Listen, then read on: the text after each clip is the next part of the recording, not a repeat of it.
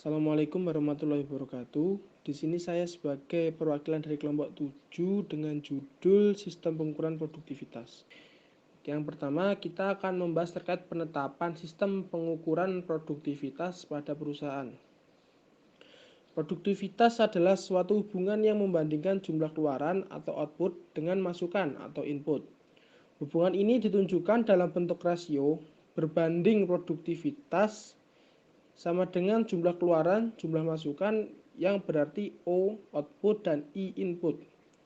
Persamaan di atas sesuai dengan definisi yang diberikan oleh John Kendrick yang mendefinisikan produktivitas sebagai hubungan antara keluaran output berupa barang dan jasa dengan masukan input yang berupa sumber daya, masukan atau bukan yang digunakan dalam proses produksi.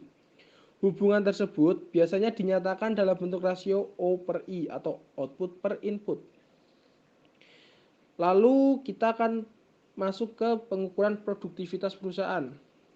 Pengukuran atau penilaian produktivitas perusahaan merupakan pengukuran terhadap produktivitas atau terkait prestasi kerja karyawan, yaitu suatu sistem yang digunakan untuk menilai dan mengetahui apakah seorang karyawan telah melaksanakan pekerjaannya dengan baik.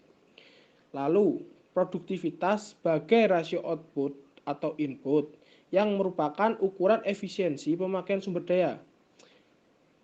Dan yang terakhir, terkait produktivitas merupakan ukuran kualitas, meski kualitas sulit diukur secara matematis melalui rasio input ataupun output. Yang kedua, kita akan membahas terkait model pengukuran produktivitas. Di sini ada 3 poin. Yang pertama, model pengukuran produktivitas berdasarkan pendekatan rasio output atau input. Yang kedua, model pengukuran produktivitas berdasarkan pendekatan angka indeks. Yang ketiga, model pengukuran produktivitas berdasarkan pendekatan fungsi produksi Cobb-Douglas. 2. Manfaat pengukuran produktivitas. 1. Perusahaan dapat menilai efisiensi konversi sumber dayanya. 2. Memberikan informasi bagi perusahaan untuk menentukan dan mengevaluasi kecenderungan perkembangan produktivitas perusahaan dari waktu ke waktu. 3. Sebagai evaluasi perkembangan dan efektivitas dari perbaikan terus-menerus yang dilakukan perusahaan. 4. Memperbaiki cara kerja dan memperbaharui cara kerja untuk meningkatkan laba perusahaan. 5. Perencanaan sumber daya akan menjadi lebih efektif dan efisien melalui pengukuran produktivitas baik dalam perencanaan jangka pendek maupun jangka panjang. 6. Tujuan ekonomis dan non-ekonomis dari perusahaan dapat diorganisasikan kembali dengan cara memberikan prioritas tertentu yang dipandang dari sudut produktivitas. 7. Perencanaan target tingkat produktivitas di masa datang dapat dimodifikasi kembali berdasarkan informasi pengukuran tingkat produktivitas sekarang. 8. Pengukuran produktivitas perusahaan akan menjadi informasi yang bermanfaat dalam membandingkan tingkat produktivitas di antara organisasi perusahaan dan dalam industri. 9. Pengukuran produktivitas akan menciptakan tindakan kompetitif berupa upaya peningkatan produktivitas yang terus-menerus.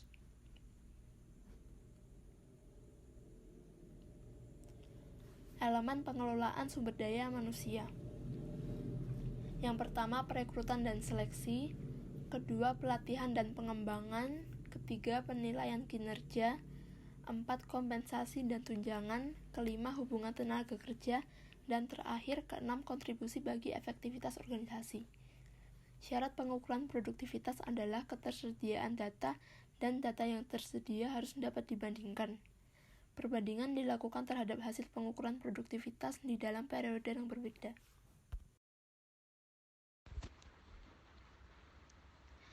Yang selanjutnya ada teknis seleksi.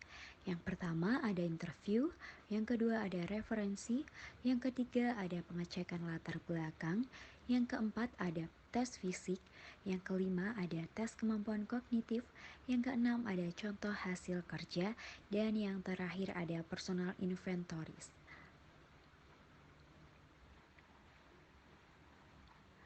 Pengukuran produktivitas pada fungsi perusahaan merupakan pengukuran terhadap produktivitas atau prestasi kerja karyawan, yaitu suatu sistem yang digunakan untuk menilai dan mengetahui apakah seseorang karyawan yang melaksanakan pekerjaannya dengan baik. Menurut para ahli, yang pertama ada George Dewashin, produktivitas di dalamnya mengandung dua konsep. Yang utama yaitu efisien dan efektivitas. Dalam efisien dapat mengukur sumber daya, baik dari manusia, keuangan, atau dapat juga dari alam yang dibutuhkan guna memenuhi tingkat dari pelayanan yang diinginkan. Efektivitas itu sendiri adalah mengukur dalam segi hasil mutu pelayanan yang telah dicapai. Yang selanjutnya ada Ervianto 2004. Dalam bukunya Teori Aplikasi Manajemen Proyek Konstruksi mengatakan bahwa produktivitas didefinisikan sebagai rasio antara output dan input, atau rasio antara hasil produk dengan total sumber daya yang digunakan. Selain itu, beliau juga mengungkapkan dalam jurnal yang berjudul Pengukuran Produktivitas Kelompok Pekerja Bangunan dalam Proyek Konstruksi 2008, pengertian produktivitas tersebut biasanya dihubungkan dengan produktivitas pekerja dan dapat dijabarkan sebagai perbandingan antara hasil kerja dan juga jam kerja. Terima kasih.